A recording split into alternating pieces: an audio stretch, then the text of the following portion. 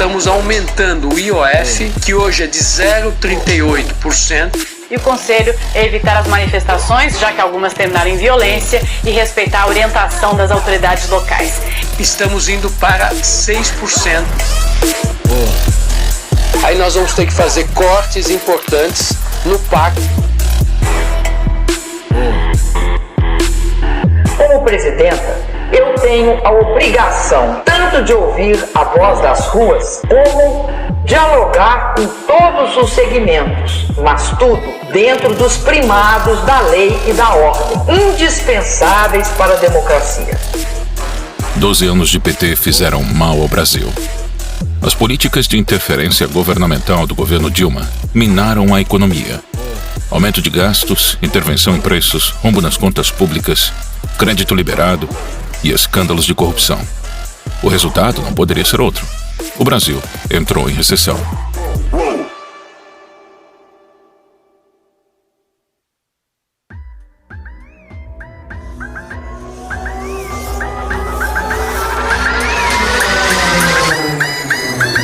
Prometo manter, defender e cumprir a Constituição.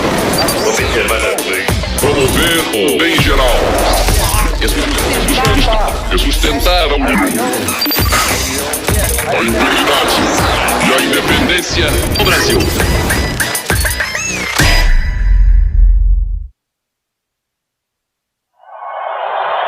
Es un gran placer, en nombre de FIFA, de dar la bienvenida y la gratitud a las autoridades brasileñas, lideradas por su excelencia, a presidente Dilma Rousseff.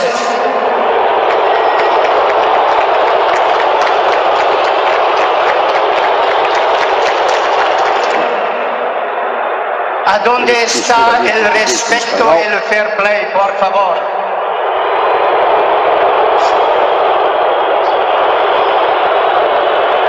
Declaro oficialmente aberta a Copa das Confederações FIFA 2013.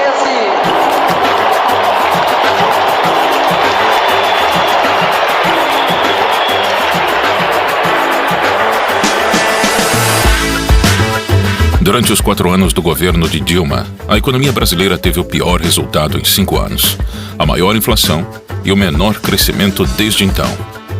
36% do PIB era devorado pelo Estado, e ao invés de diminuir gastos, o governo Dilma adquiriu mais empréstimos, mais subsídios e mais incentivos fiscais. Nos últimos 13 anos, o Partido dos Trabalhadores promoveu um inchaço do Estado brasileiro. Nesse período, o PT criou 40 empresas que aumentaram os gastos e ajudaram a provocar a crise fiscal do governo. A influente revista The Economist fez outra capa sobre o nosso país, desta vez perguntando se estragamos tudo. O número de funcionários das empresas públicas federais cresceu de 35 mil em 2002 para 67 mil este ano. A Copa do Mundo foi trazida ao Brasil com a promessa de impulsionar a economia e criar empregos. Mas na realidade, os estádios foram superfaturados em quase 30 bilhões de reais. E hoje estão sem uso. Há menos de 3 meses da Copa do Mundo, o Tribunal de Contas da União apontou indícios de superfaturamento de 431 milhões de reais. Estão a compra indevida de materiais e o valor cobrado para o transporte de pré-moldados no canteiro de obras. O Tribunal de Contas do Distrito Federal está investigando irregularidades na compra de ônibus para turistas da Copa do Mundo. Olha, o Tribunal de Contas do Estado apontou um superfaturamento e falhas nas obras do Maracanã para a Copa do Mundo daqui a menos de 2 meses. Os hospitais absolutamente depredados, sucatados, os médicos mal pagos, o corpo clínico deixa a desejar, falta dedicação para os pobres, nem falo das escolas, nem falo da segurança, mas o Mané Garrincha já está em 1 bilhão e 500, ninguém diz nada. Mas o Brasil está botando dinheiro do meu bolso, do seu bolso, e depois não tem para o velho carente, que precisa de uma cirurgia, para a criança, para os pobres do Brasil. Protesto generalizado, olha aí, olha a correria, olha a correria. A popularidade da então presidente Dilma Rousseff era assustadoramente baixa. Seu desgoverno enfureceu a população.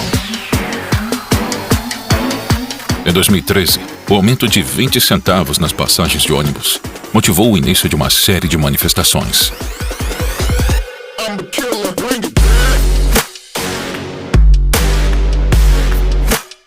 O que começou com a briga pelos 20 centavos se transformou em 1,5 milhão de brasileiros nas ruas. Você vai vendo as esquinas das avenidas Presidente Vargas e Avenida Rio Branco. Está tudo paralisado no centro do Rio de Janeiro.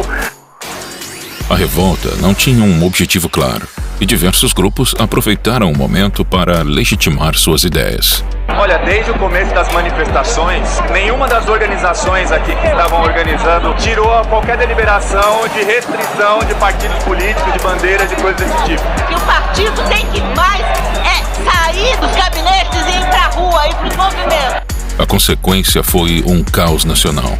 O governo precisava tomar controle da situação. PSOL, PSTU e sindicatos financiados pelo PT bancaram black blocs para esvaziar os protestos. Os vândalos saqueavam, causavam incêndios e depredavam estabelecimentos. A ajuda financeira dessas organizações sindicais foi relatada por investigados e testemunhas na Operação Firewall, da Delegacia de Repressão aos Crimes de Informática.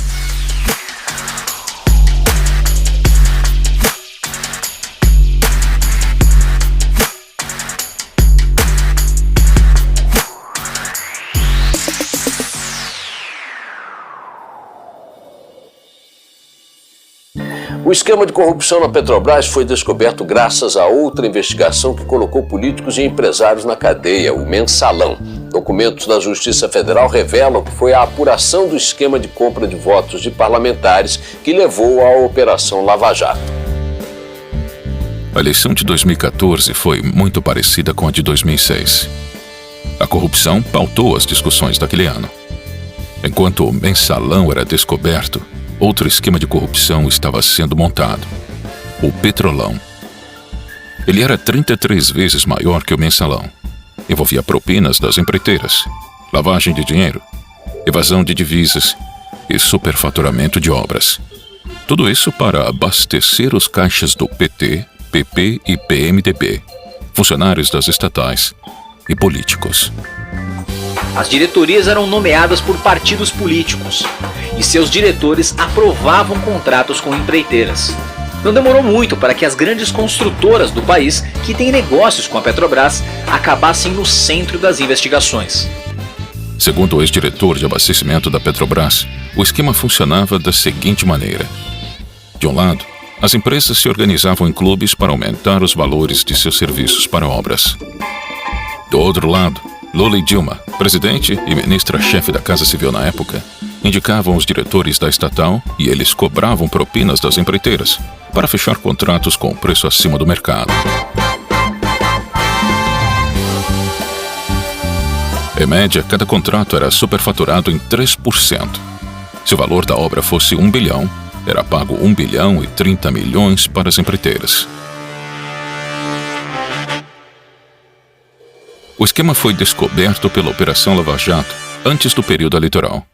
Alberto Youssef, o doleiro envolvido com a evasão de divisas, afirmou que Lula e Dilma tinham conhecimento do roubo da Petrobras. O doleiro Alberto Youssef declarou à Polícia Federal que a presidente Dilma Rousseff e o ex-presidente Lula sabiam do esquema de desvios de recursos para partidos políticos na Petrobras. Eu acredito que eles tinham conhecimento, no meu entendimento, do que acontecia. E você entende que esse esquema serviu aos interesses do governo?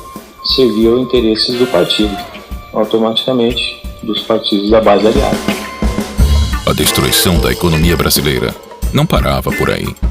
O PT também roubava o Brasil, ajudando seus amigos políticos do exterior. O BNDES, um banco público, financiou de 2003 a 2015 as maiores empreiteiras do país para trabalhar fora do Brasil. Obras na Venezuela, Cuba, Peru, Argentina e na República Dominicana foram financiadas pelo Banco Nacional de Desenvolvimento, o BNDES. Todos esses países tinham governos autoritários e participantes do Foro de São Paulo. Enquanto o Porto de Santos, responsável por mais de 50% do PIB nacional, precisava urgentemente de reparos e modernizações. O governo brasileiro preferiu ajudar a reforma do Porto de Cuba. 692 milhões de dólares foram emprestados ao país, sem necessidade de devolução. Outra forma de financiar Fidel Castro foi através do programa Mais Médicos.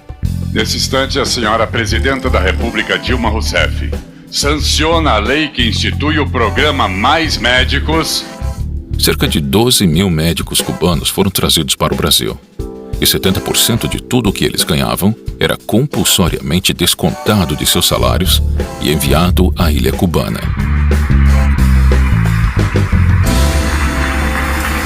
E assim começaria a disputa presidencial de 2014.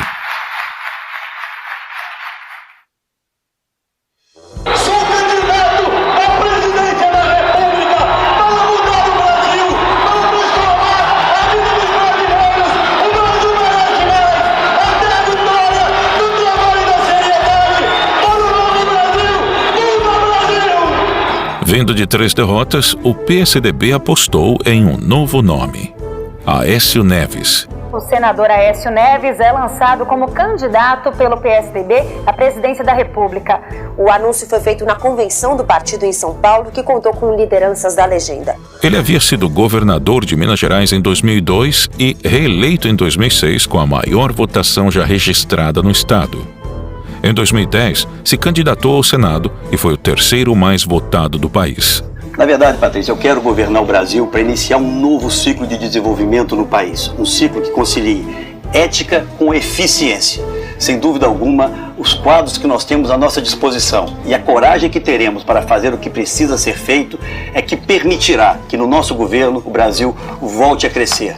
Aécio era o nome forte do partido, diferente dos últimos 2 candidatos, José Serra e Geraldo Alckmin. Aécio é o homem do trabalho. 8 anos que mudaram Minas Gerais. Apesar de sua baixa popularidade, o PT decidiu pela continuidade de Dilma. A Convenção Nacional do PT confirmou hoje a candidatura à reeleição da presidenta Dilma Rousseff e do vice Michel Temer.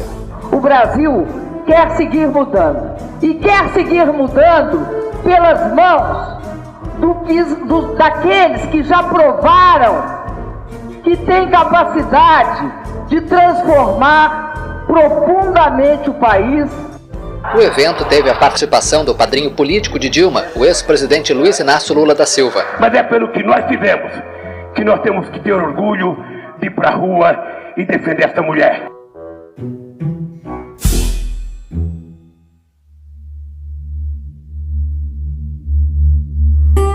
O terceiro nome daquela eleição era Eduardo Campos, do Partido Socialista Brasileiro. Neste fim de semana, o PSB oficializou a candidatura do ex-governador de Pernambuco, Eduardo Campos, com a ex-senadora Marina Silva como vice na chapa. Nós estamos prontos para ir à luta, para construir a vitória que o Brasil deseja que possamos construir. Que Deus nos ajude nessa caminhada. Ele foi governador de Pernambuco em 2002 e em 2006 foi reeleito com 80% dos votos no primeiro turno, o mais votado no Brasil. Governei com pouco, porque governei um estado do Nordeste brasileiro com muita pobreza e botei o foco naqueles que mais precisam. Então aprendi a fazer mais com menos. Eduardo Campos era uma terceira via com chances reais. E seu nome ganhava força nas pesquisas como alternativa a Dilma e Aécio. O ex-governador de Pernambuco, Eduardo Campos, do PSB, tinha 7% no fim do ano passado. Oscilou para 6% e mantém agora os 6%. É fundamental um novo caminho, porque PSDB e PT há 20 anos governam o país. Se a gente quer chegar a um novo lugar, a gente não pode ir pelos mesmos caminhos. No dia 13 de agosto de 2014, Eduardo Campos cumpria sua campanha. O candidato viajava do Rio de Janeiro até Guarujá, em São Paulo, onde participaria de entrevistas nas televisões locais. Nós abrimos esta edição do Jornal Nacional com um sentimento de perplexidade. Menos de 24 horas depois da entrevista que nós fizemos com o candidato do PSB à presidência, Eduardo Campos, nós nos vemos na situação de termos que iniciar o noticiário com o anúncio da sua morte trágica e precoce. Queda de uma aeronave no litoral de São Paulo, em Santos, e nessa aeronave estava o candidato à presidência da República, Eduardo Campos, do PSB. Eduardo Campos saiu do Rio de Janeiro no jato Cessna 560XL, prefixo PRAF, com a mulher e o filho, segundo a assessoria do candidato. De acordo com a aeronáutica, por causa do mau tempo, chovia e ventava, o piloto não conseguiu enxergar a pista e arremeteu. Logo em seguida, o controlador aéreo perdeu o contato com o avião.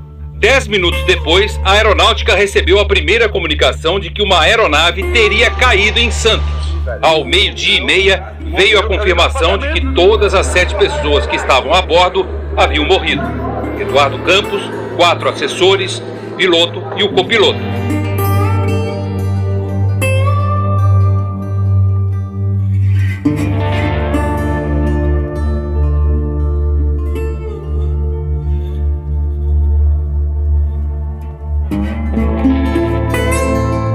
Essa é, sem sombra de dúvida, uma tragédia que nos impõe luto e profunda tristeza. 5 dias depois, o PSB anunciou que Marina Silva substituiria Campos na disputa pela presidência. O PSB oficializou Marina Silva como candidata à presidência e Beto Albuquerque como vice. É que a gente possa renovar a política, de que a gente não desista de ter na política aquilo que os brasileiros tanto querem, que é vê-la a serviço de resolver os principais problemas do cidadão. Faltando 2 dias para a votação, Marina Silva e Aécio Neves disputavam a vaga para enfrentar Dilma Rousseff no segundo turno. De acordo com a última pesquisa, Marina tem agora 24% das intenções de voto. Já o candidato Aécio Neves, do PSDB, que tinha 18% das intenções de voto, passou a ter 20%, de acordo com a pesquisa divulgada no dia 30 de setembro. Agora, Aécio Neves aparece com 21% das intenções de voto.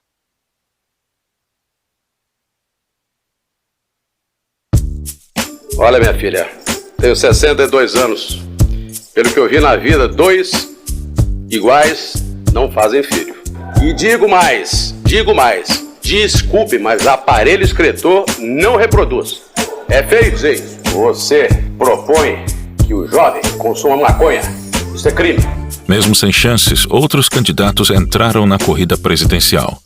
Luciana Genro, Levi Fidelix, Eduardo Jorge e Pastor Everaldo foram alguns dos nomes que se destacaram. O senhor pode fazer uma pergunta, pastor, sobre Previdência. Senador, o que o senhor tem a me dizer sobre a Previdência no Brasil? Que você, se fosse presidente, precificaria o carbono como e por quê? Não entendi o teu risinho quando perguntaste se eu fosse presidente. Eu posso sim ser presidente. Auditar a nossa dívida, botar ela numa ressonância, ela vai sair magrinha, parecida com você.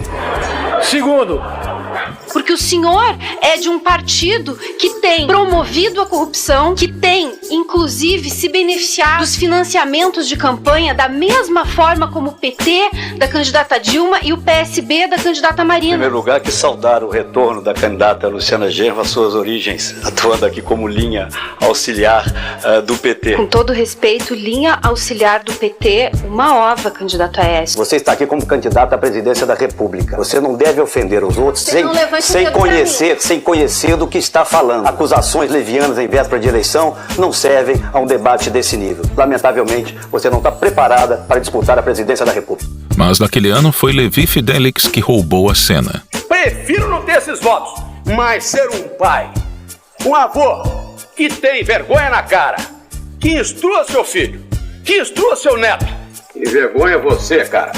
Você, porque você está praticando apologia a crimes, a jovens que estão indo para clínicas de aborto se matarem. Isso é uma vergonha para um candidato a presidente da República. Mas eu, presidente da República, não vou estimular. Se está na lei, que fique como está, mas estimular jamais a união homoafetiva. Você já imaginou, o Brasil tem 200 milhões de habitantes. Se começarmos a estimular isso aí, daqui a pouquinho vai reduzir para 100. Vai para Paulista e anda lá e vê. É feio o negócio, né? Porque nós temos que ter famílias tradicionais, que também é Constituição Federal. No artigo 226, prevê o homem, a mulher, Filhos, o Brasil está pagando mais de R$1 bilhão a Cuba para trazer 13 mil cubanos. Se pudéssemos, com esse mesmo dinheiro, pagarmos R$10.700, que é exatamente o que a Associação Médica Brasileira pretende para que os médicos possam trabalhar na periferia e no interior, seria realmente o ideal. O Evo Morales vai mandar mais cocaína para cá com essa grana. Cuba vai fazer mais porte Mariel para contrabando. E ela louca da Cristina Kirchner, lá da Argentina, vai importar mais carros da China e menos do Brasil, gerando então problemas para a nossa nação. Faltando alguns meses para o primeiro turno, Dilma Rousseff se envolveu em uma crise. Um vídeo divulgado pelo site do jornal O Estado de São Paulo mostra um deputado do PT de Minas Gerais declarando que os petistas dos Correios ajudaram a conseguir votos para a presidente Dilma no estado. Em um vídeo obtido pelo jornal, o deputado estadual pelo PT de Minas, Durval Ângelo, diz que as campanhas à presidência de Dilma Rousseff e de Fernando Pimentel ao governo estadual, ambos do PT, conseguiram crescer com a ajuda dos petistas dos Correios e que a presença da empresa estatal em várias cidades contribuiu para as campanhas. Se hoje nós estamos em 40% de Minas Gerais, tem dedo forte dos petistas dos Correios. Esse tipo de prática deve ser condenada pela sociedade e principalmente pela justiça eleitoral. Os Correios em Minas Gerais, durante toda a campanha, não cumpriram com a sua responsabilidade, cometeram um crime e não enviaram as correspondências da nossa campanha.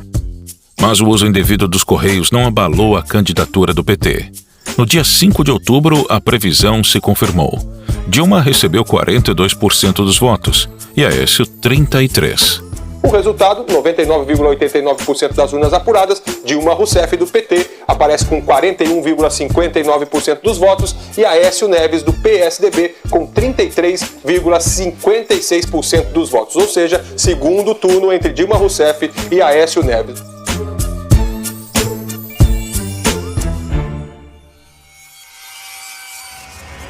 Eu não vejo em momento algum a senhora dizendo não é possível que fizeram isso nas minhas barbas, sem eu saber o que estava acontecendo. O mensalão do seu partido não teve nem condenados nem punidos. É essa a realidade, candidato. Não fuja dela. A senhora será a primeira presidente pós-Plano Real, pós-redemocratização, que vai entregar uma inflação maior do que recebeu. A competição estava acirrada. Nas pesquisas de intenção de voto, Aécio e Dilma estavam empatados tecnicamente. Aécio Neves, do PSDB, está com 51%. Com a margem de erro, tem de 49% a 53%. Dilma Rousseff, do PT, está com 49%. Com a margem de erro, tem de 47% a 51%. As semanas seguintes foram de alternância do primeiro lugar. Ora Dilma liderava, ora Aécio liderava. Os 20% de votos que Marina recebeu iriam decidir aquela eleição. E as atenções dos vencedores do primeiro turno se voltam agora para a decisão da candidata do PSB, Marina Silva, sobre o possível apoio a um deles no segundo turno. Nesse momento eu reitero, e se Deus quiser e o povo brasileiro, você haverá de ganhar ganhando. Eu agradeço em meu nome esse seu gesto de brasilidade, de patriotismo, ao me ajudar, não apenas a vencer as eleições, mas a construir um projeto que faça valer a pena vencer as eleições. Muito obrigado.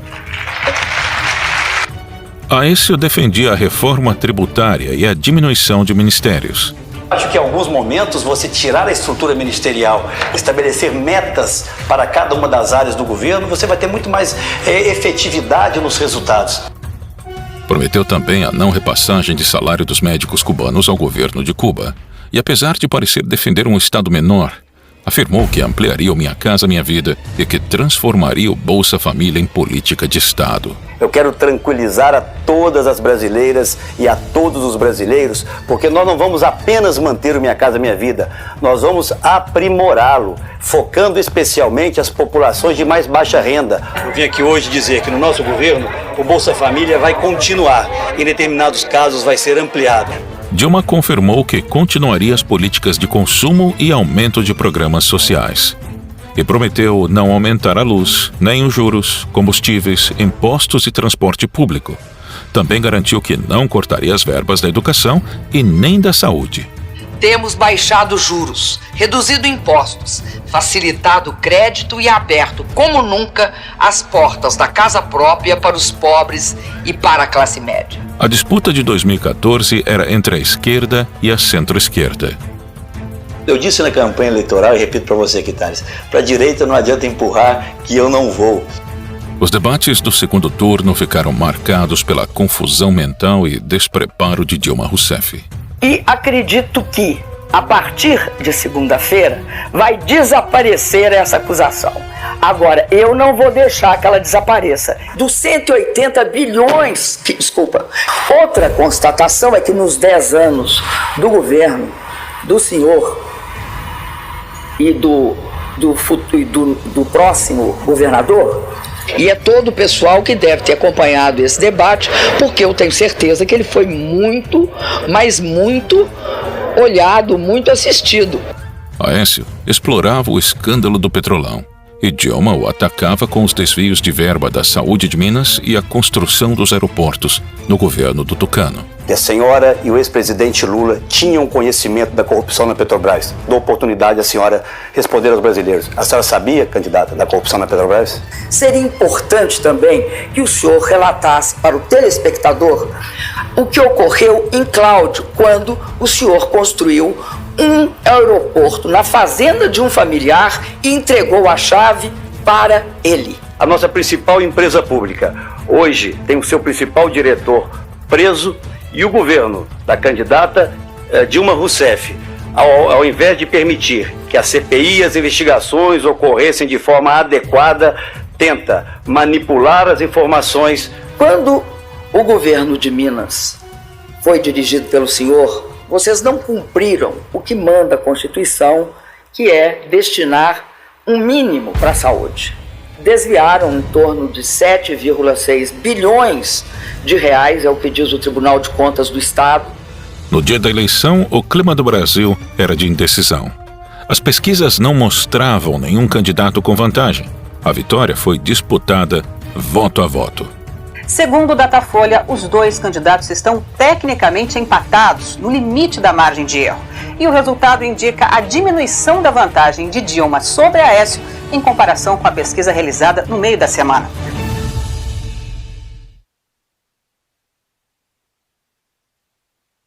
Os dois candidatos à presidência da República votaram na parte da manhã. Dilma Rousseff, do PT, votou em Porto Alegre. É nesse exercício do voto que as pessoas podem externar suas opiniões, ter uma clara opção em relação qual é o caminho que querem que o Brasil siga no futuro. Muita confiança, uma confiança serena, né, de quem fez o bom combate. Nesse instante, a minha palavra é essa, é de agradecimento, é de confiança, mas sobretudo de respeito à vontade dos brasileiros, qualquer que seja ela. O TSE mostrava Aécio na frente com 88,9% das urnas apuradas.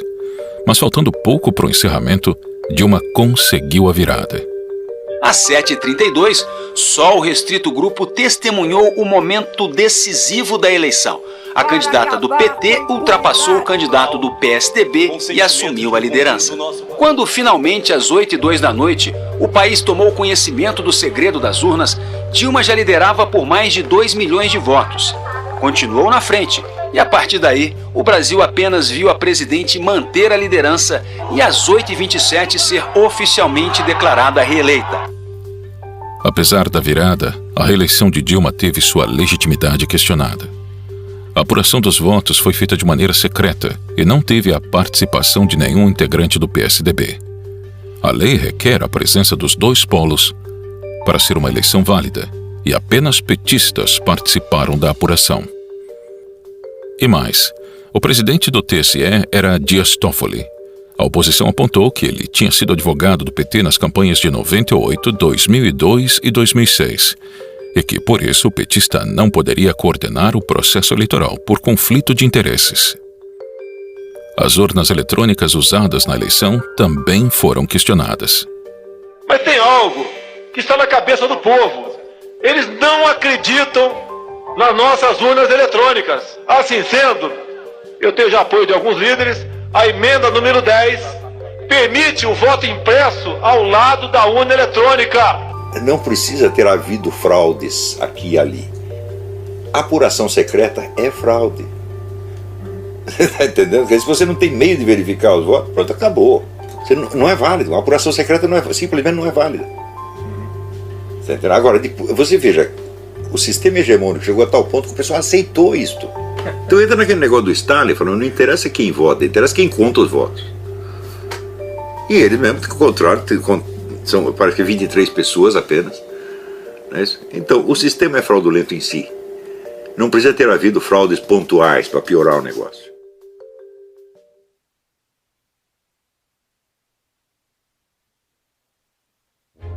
Prometo manter, defender e cumprir a Constituição, observar as leis, promover o bem geral do povo brasileiro, sustentar a união, a integridade e a independência do Brasil.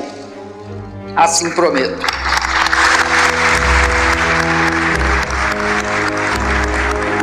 Prometo manter, defender e cumprir a Constituição, observar as leis, promover o bem geral do povo brasileiro, sustentar a união, a integridade e a independência do Brasil.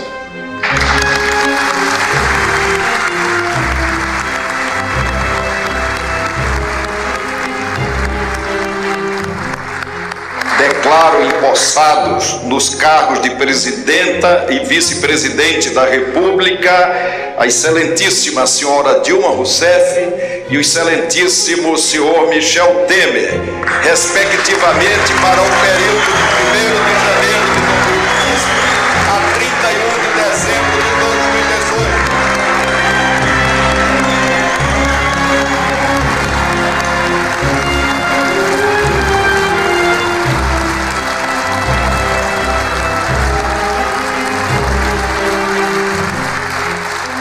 Dilma iniciou seu segundo mandato descumprindo as promessas que havia feito durante a campanha.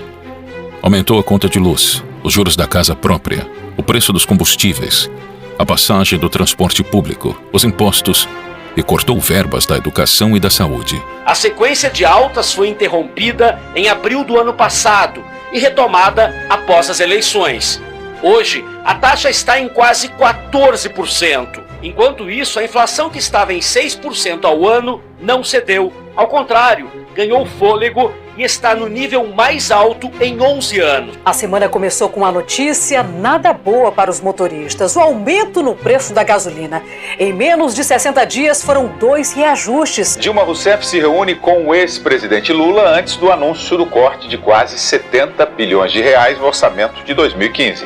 O desemprego ficou em 12% no último trimestre do ano passado e atingiu mais de 12 milhões de pessoas no país. É o maior índice desde 2012, quando foi criada a série do indicador da PNAD. Os maiores cortes ficarão com o PAC, Programa de Aceleração do Crescimento, 25 bilhões e 700 milhões de reais.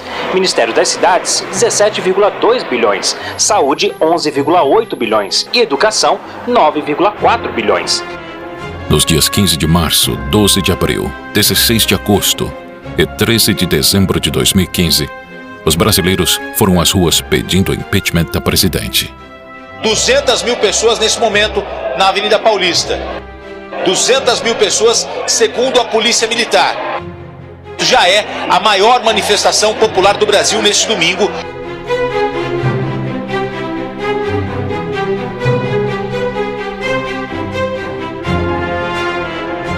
No mesmo ano, o TCU deu prazo para a presidente explicar uma série de irregularidades nas contas públicas de 2014, as chamadas pedaladas fiscais. O Tribunal de Contas da União rejeitou as contas do ano passado do governo da presidente Dilma Rousseff. A prática obrigou instituições financeiras como a Caixa Econômica Federal e o Banco do Brasil a usarem recursos próprios para honrar os compromissos, o que caracterizou uma espécie de empréstimo ao governo. Recomendamos a sua rejeição pelo Congresso Nacional. Ficou comprovado que o governo Dilma realizou manobras contábeis fraudadas para maquiar o orçamento federal. No dia 31 de agosto de 2016, o processo de impeachment se encerrou com o afastamento de Dilma do cargo. Falta, portanto, um voto apenas para que o processo de impeachment prossiga para o Senado. Por isso eu digo ao Brasil, sim para o futuro! Aí está.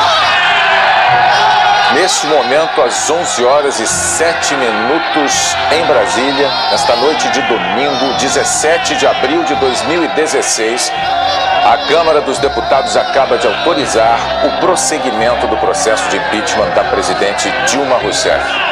E nesta quinta-feira, 12 de maio, às 6h33, o Senado aprovou, por 55 votos a favor e 22 contra, o afastamento da presidente Dilma Rousseff. Senado caça o mandato de Dilma Rousseff, mas preserva direitos políticos. 2 anos depois, Aécio Neves também virou réu na Operação Lava Jato. As empreiteiras investigadas admitiram a doação de quase 100 milhões de reais para ele e para Dilma. Por unanimidade, os ministros da primeira turma do Supremo Tribunal Federal tornaram réu o senador Aécio Neves, do PSDB. Ele agora será investigado numa ação penal por corrupção passiva e tentativa de atrapalhar as investigações da Lava Jato. A eleição de 2014 foi só mais um teatro. Os dois candidatos respondiam aos mesmos interesses.